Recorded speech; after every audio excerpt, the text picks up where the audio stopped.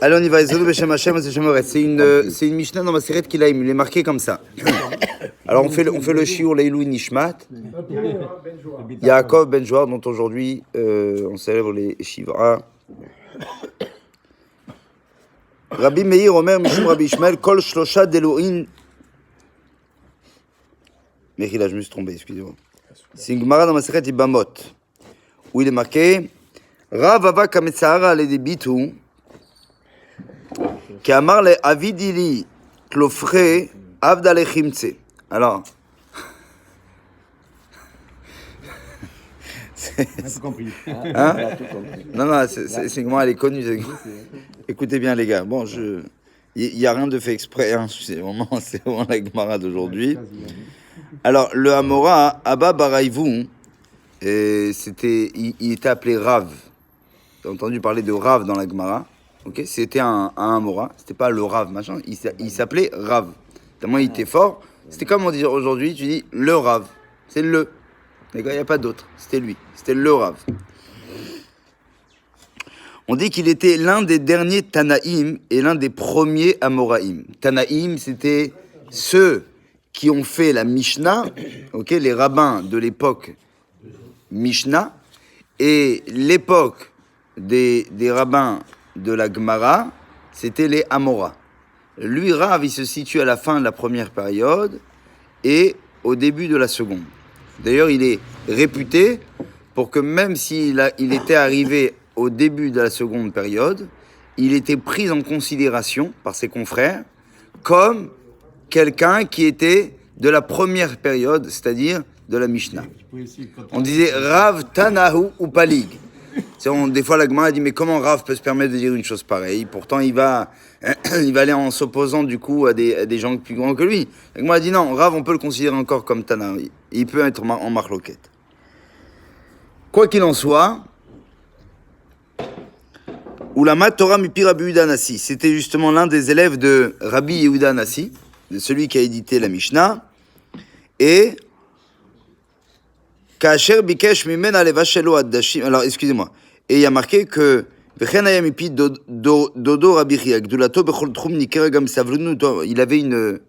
une patience extraordinaire. Et vous allez comprendre pourquoi. Il avait une patience de fou, parce que on dit que sa femme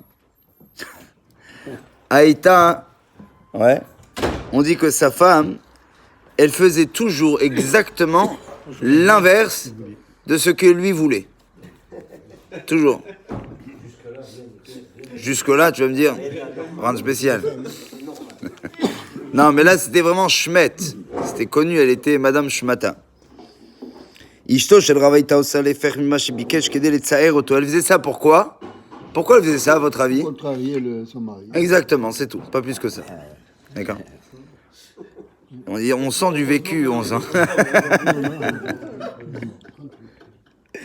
Kacher Bikesh Mimena Levashelo, quand elle lui a demandé de lui cuire par exemple, quand lui il disait par exemple, tu peux me faire un plat de lentilles, alors qu'est-ce qu'elle faisait? Aïta Mevachet le poulim. Elle faisait quoi?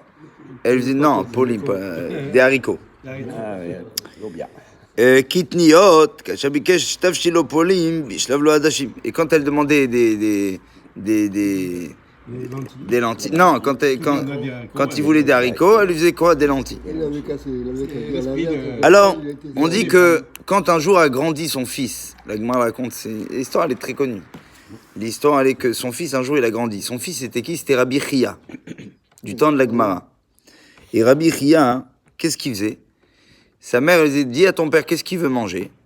Si son père il disait par exemple, je veux un poisson, alors il a dit papa qu'il veut une viande. Comme ça, il savait qu'elle allait lui faire un poisson.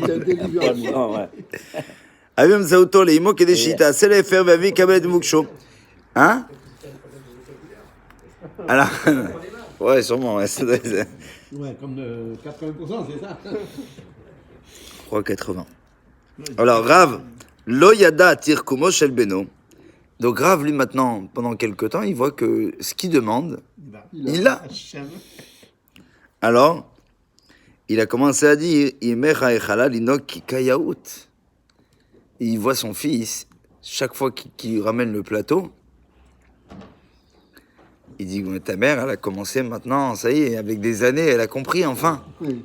Baruch Hashem. » Alors Rabbi Chia, il ne pouvait pas rester comme ça. Qu'est-ce qu'il a fait? Il a dit « Papa, Ani afarti et Torah atra. » Qu'est-ce que j'ai fait? Il dit « Ana ou dekai pranale. » C'est moi qui ai dû inverser. Bref, Amarle, il lui a dit, alors si c'est comme ça, hein, c'est exactement ce que les gens ont l'habitude de dire. Ben ayotsei mimecha markimecha. Que l'enfant qui sort de chez toi, markimecha, il te rend plus sage. Qu'est-ce que ça veut dire? En fait, mon fils, il m'a appris. Qu'est-ce que j'aurais dû faire, moi, depuis des années? Ah, t'es demandé un Voilà, exactement. par un intermédiaire. Avalata, il lui dit, mais toi, alta sekar. Il dit, mais toi, tu n'as pas à faire ça. Pourquoi? Parce que le prophète Irmiyahu, il disait, limdu leshonam daber sheker.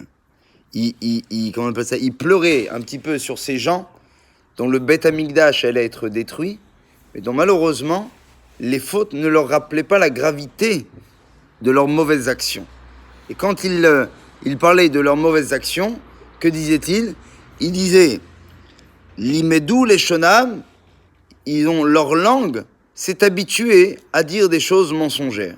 C'est-à-dire que le mensonge n'était plus déjà quelque chose. Voilà, on avait banalisé. Voilà, donc c'était une des plaintes, une des jérémiades, si vous voulez, un petit peu. Ok? Dans lequel il se plaignait très souvent. Il disait, les gens n'ont pas pris conscience de la gravité du mensonge au point que ça en est devenu banal. Tov. Donc vous avez compris la Gemara, il lui a dit donc finalement en fait toi, mon fils, tu n'as pas à mentir. Donc il lui dit reviens à faire comme avant. C'est-à-dire ce que je te dis, tu lui dis à ta mère, pas que tu lui mens. À la limite moi, dans ma tête, je sais que je veux de la viande, je vais demander peut-être du poisson et ainsi de suite. Il dit mais toi maintenant je te permets pas de mentir. פעם אחת ביקשו חוקרים לבדוק עד כמה מסוגלים בני האדם להתייחס להשערת בלתי מבוססת לחלוטין כמציאות אמיתית. בימיהו אספה ולפתע כבר האור ובתזמון מתואם בראש הלם אחד הנוכחים בחוזקה על השולחן. On dit qu'une fois des chercheurs ont tenté d'essayer de trouver jusqu'à combien un homme est-il capable להתייחס להשערה בלתי מבוססת לחלוטין. De pouvoir, on va dire, avoir ce qu'on appelle une approche qui est très très éloignée de la réalité et comme si qu'elle était vraiment réelle. C'est-à-dire de se mentir en fait à soi-même. Biyemu asefa ou le feta kaba'ao. Qu'ont-ils fait? Ils se sont rassemblés, tous ces chercheurs, des têtes bien pensantes, et à un moment donné, on dit que la lumière s'est éteinte. Au bêtismoun metu'am, et comme une sorte d'organisation bien réglée, mais Rosh Alam Achad Anochachim Bechoska ala Shulchan. On dit que, qu'est-ce qui s'est passé? Il y a un qui a frappé très fort sur la table. Beigvot Kachit Patrameu Magdola. Et là, il y a eu un mouvement de panique. Achar Kar Shalou et Anochim Maïra. Ils ont demandé à tout le monde, mais qu'est-ce qui se passe? Alors on dit que quelques instants plus tard, la lumière va se rallumer. Et là, le président si vous voulez, de ces gens-là, va se lever et dire, mais qu'est-ce qui s'est passé exactement? Alors, on dit que Achelek Amaftia, et on dit que chacun, il avait une autre explication. Chacun, il avait une explication. Donc c'est-à-dire, la lumière était éteinte, ils ont entendu un gros bruit. Qu'est-ce que tu as cru? Alors chacun va venir avec son explication totalement différente de l'autre. Achelek Amaftia Aya, la part la plus surprenante, elle était Shekol Echad Aya Batuach Ba'mitut Devarav. Chacun était sûr et certain de sa théorie. Chacun était sûr. Ce que je dis, c'est comme ça. Lo Haya Lo Safek Shehu Tzodek.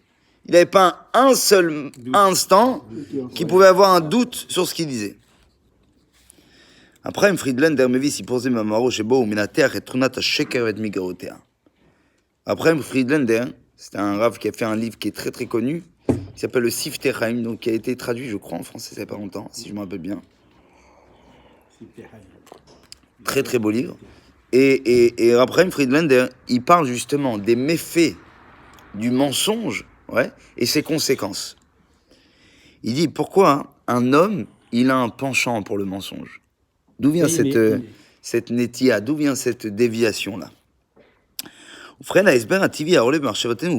Il dit pourquoi en général les gens mentent. En général, toi, tu vas dire quoi? Parce qu'il y a un intérêt. Il y a un intérêt quelconque. Tu veux gagner de l'argent, alors donc tu vas dire, bon, le produit, il vaut 10, alors qu'en fait, il vaut 2. D'accord? Je sais pas. Chacun a sa façon, a sa manière pour essayer d'y trouver son compte, va être tenté de mentir. Enfin, אנשים מתפתים לשקר שהנכס שהם מוכרים מוצלח, ושהמוצר, voilà, ושהמוצר שהם מציעים למכירה הוא משובח ביותר.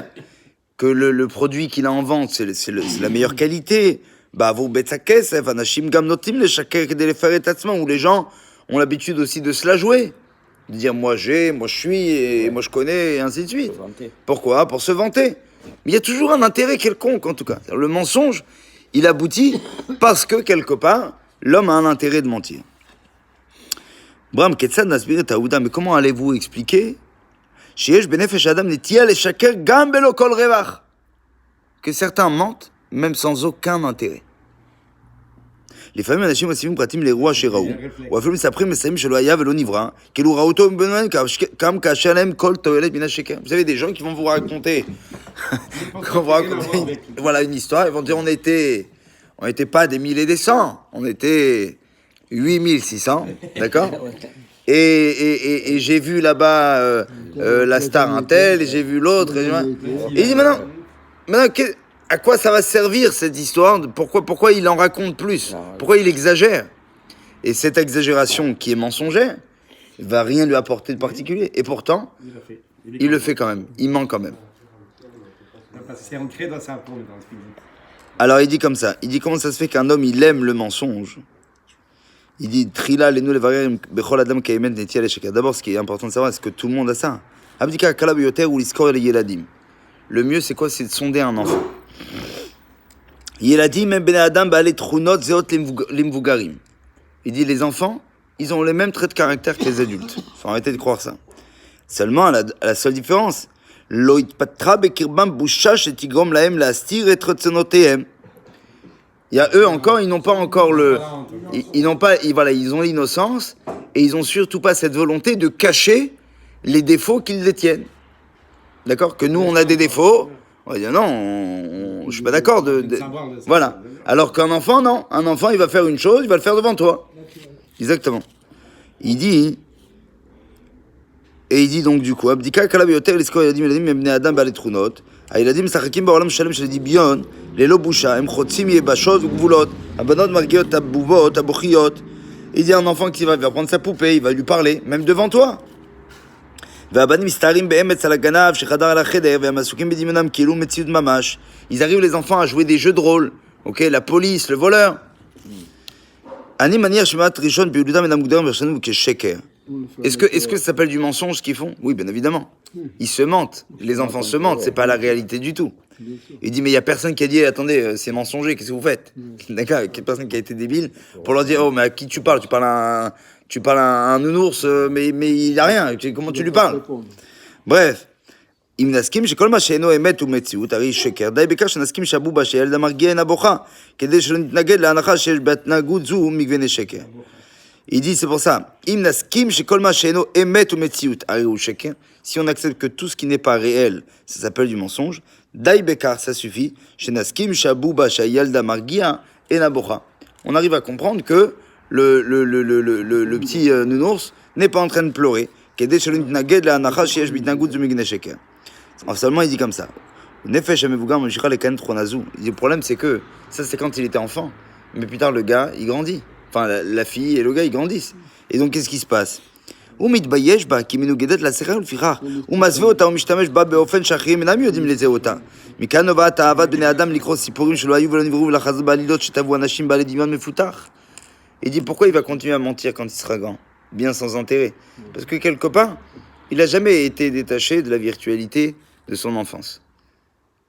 En étant enfant, il a appris à vivre avec un monde virtuel, et on lui a jamais coupé quelque part cette virtualité. Seulement, la seule différence, c'est que maintenant, il a honte.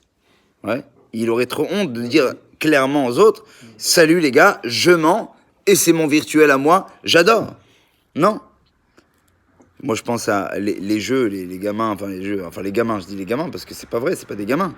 Ils ont 20 ans, 30 ans, ils ont des enfants, et ils continuent à jouer à des heures pas possibles, à des jeux comment on appelle ça, de PlayStation et tout ça, ouais. Et il dit comme ça, il dit, Rabbeinu Yonah Mitkufat Arishon Mitater Masib Yisifo Sharet Tshuva, il a fini avec ça, il dit, Avat Sheker, il dit, c'est de là que vient l'amour du mensonge. Qui s'y pour Sheker Gorem Ana'a Adam, parce que finalement, raconter du mensonge, ça cause une sorte d'intérêt, de profit, de plaisir à l'homme, exactement. Madou Evet Nefesh, pourquoi l'âme elle aime ça? Parce que c'est une sorte de fuite de la réalité. Pourquoi? Parce que la réalité, elle est dure parfois. Quand tu fais voir la réalité à quelqu'un en face, c'est trop dur. Alors qu'est-ce qu'il a besoin? De fuir. D'accord? Il y a plusieurs façons de fuir dans la vie. Et donc il dit, Adimion Aki Mikol Elu. Il m'a dit Kol Kartov ma Kol Karabo. Alors il dit, bon, alors si quelqu'un il veut fuir, qu'est-ce qu'il y a de si mal? Il dit, Maïnou Manechim Shen Bekar B'Kol Gam. Ishenon Nizog Mishkara, Venu Merame Velogam Vefsimu Tsar. Chacun Kavad Nafsho, Venila Leaniou Midracha, Madola Mishakle Cheka. Pourquoi quelqu'un ne mentirait pas à mentir tant que ça apporte pas préjudice? Rabbeinu Yonah Rovit Nagudzo et Galmut Achamura Biyoter Shel Sheker. Il dit, ici on voit quoi? Le défaut le pire de ce qu'il y a dans le mensonge. Ouais, va sheker, aussi bas celui qui aime le mensonge sans rien, sans aucune cause. Matsavo chamou yoter madame sheker misiba. Ouais. Sa situation, lui, elle est pire que celui qui ment parce qu'il a une bonne raison de mentir. Quand quelqu'un il a une bonne raison de mentir, c'est moins grave que celui qui ment, gratuitement. Et il dit, Zot mipnei shadam shitragel ichud ba'olam shel dimion. Parce que ça, c'est quelqu'un qui vit dans un monde qui est totalement d'une dimension autre que celle de sa réalité. Jamais il arrivera à reconnaître ses erreurs. Pourquoi? Parce que sa vie, elle est basée sur quoi? Sur l'irréalité. C'est pas, il vit pas dans ce monde. C'est très beau ce qu'il dit. Parce qu'à chaque fois, la réalité l'amène à devoir faire des efforts. Qu'est-ce qu'il fait? Alors il va fuir de la réalité. Toute chose qui va lui demander automatiquement de faire une sorte de changement. Il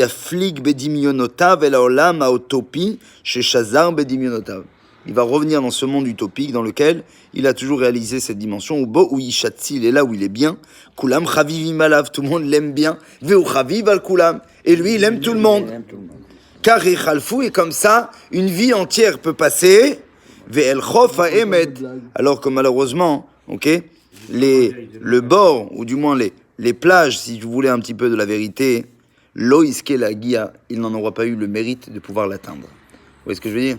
C'est pour ça qu'en fait, Rav, il dit à son fils, il lui dit, non, surtout toi, tu ne mens pas. Ok?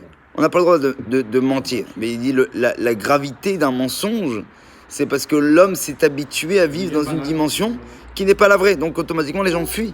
Il dit c'est grave de vouloir fuir la réalité et de ne pas s'y confronter et de ne pas vouloir changer. C'est que forcément, quelque part, cette personne-là, elle est capable de vivre une vie entière en passant à côté de la dimension la plus réelle qui l'attendait. En fait, il a vécu, une vie à côté de la plaque. C'est vraiment à côté de la plaque. Que Kosh Baruch Hu nous aide à voir la réalité en face. Et si déjà, Chazvé Shalom, ce défaut doit être venu à notre langue, qu'il ne soit uniquement pour un intérêt, enfin qu'il ne vienne jamais, mais si déjà, qu'il ne vienne que pour un intérêt ou pour le shalom. Kadish.